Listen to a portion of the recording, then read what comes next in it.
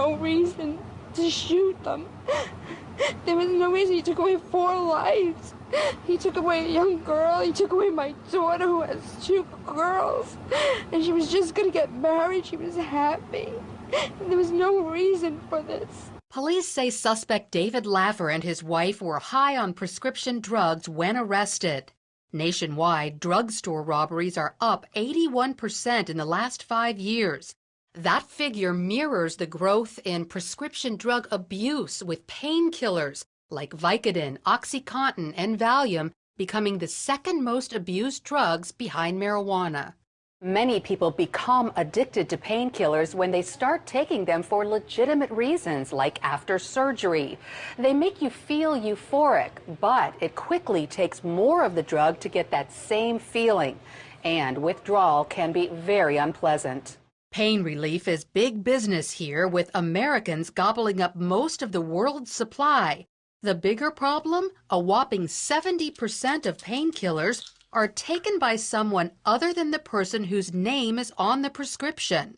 Congress is addressing this by considering legislation to increase regulations that would make it harder for people to get drugs from different doctors and pharmacies that don't communicate with each other, to reclassify some painkillers, making them more difficult to prescribe, and to impose stricter penalties for doctors who write illegal prescriptions and for people who steal the drugs.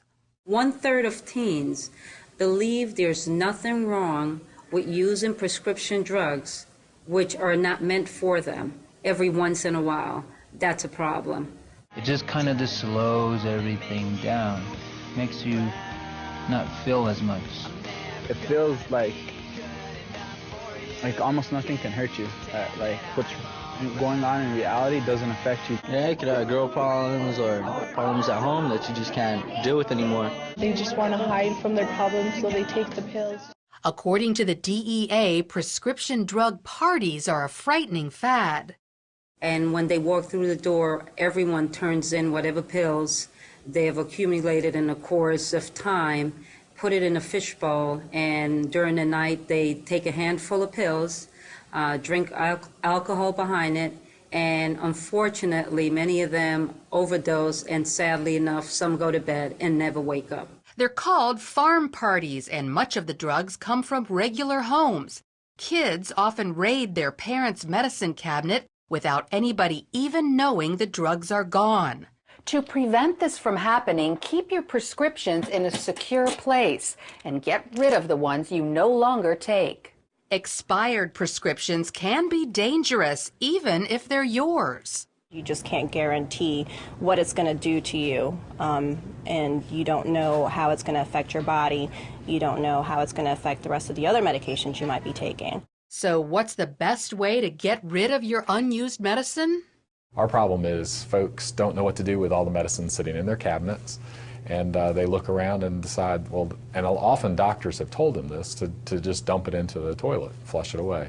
And that way it's no longer a danger for them or for someone getting into it, but no one thought through that where does it go after that. Unfortunately, it goes into a wastewater treatment plant that's not designed to get the drugs out of the water. In fact, scientists have detected high levels of pharmaceutical compounds in some drinking water sources.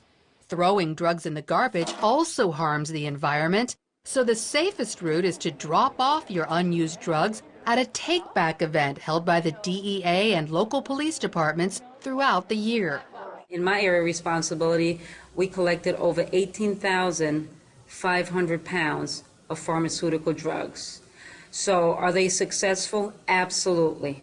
Or you can safely send your pills to a drug disposal company. You can buy this kit at your local pharmacy. Just fill the prepaid envelope and drop it in a mailbox.